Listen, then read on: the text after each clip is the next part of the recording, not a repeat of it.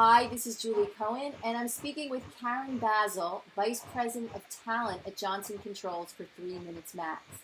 Karen, what's the most important characteristic for an effective leader?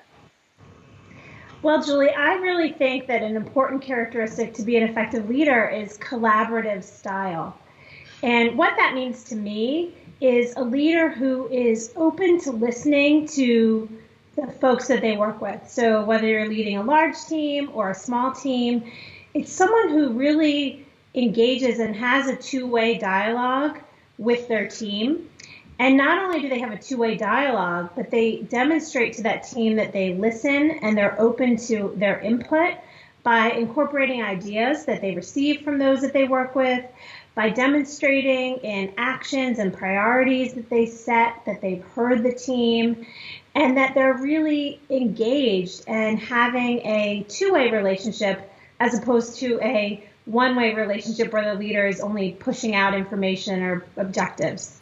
So, what might be a tip or two for someone to develop that collaborative style? Yeah, I think the number one thing is to get out of your office and spend time, no matter what kind of business you're in, but to spend time out with the people, whether you're in a field-based business where you can get out on a job site with employees, or a service business where you can get on the floor and really interact with employees who are servicing customers. I think it's important to be not only visible and have town halls and get out there, but also really spend time one-on-one listening to the people who are really working with your customers every day. That's a critical step.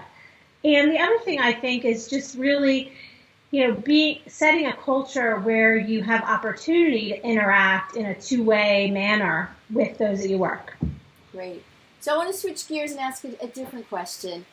How will a desire for work-life balance impact my career path? Yeah, that's interesting. In my career, I've been on a journey for 20 years trying to figure out the optimal work-life balance. And what I've learned through my work and through working with talented folks like yourself is that there really is no optimal work-life balance. It's a fallacy, and it's something that you constantly have to work at throughout one's career.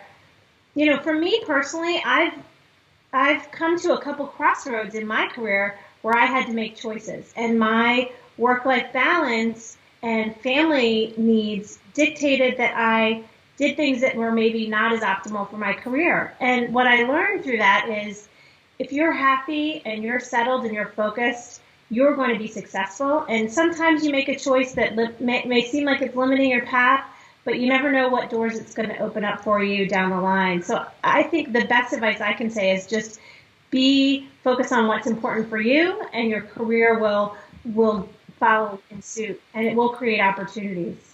Well, thank you, Karen, for sharing your expertise and insight with 3 Minutes Max.